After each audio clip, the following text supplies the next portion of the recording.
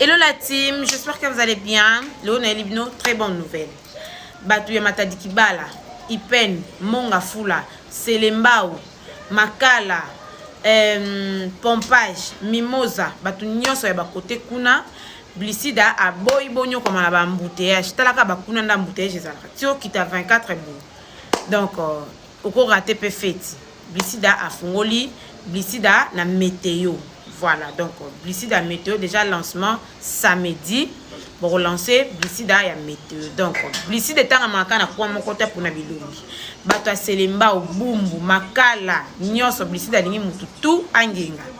Pour ne pas au kangamana embouteillage, oyo tche maquillage na yo, tu bando ozonga kuna maquillage se fondre, non? Atili binoka Blisida mbala moko na météo.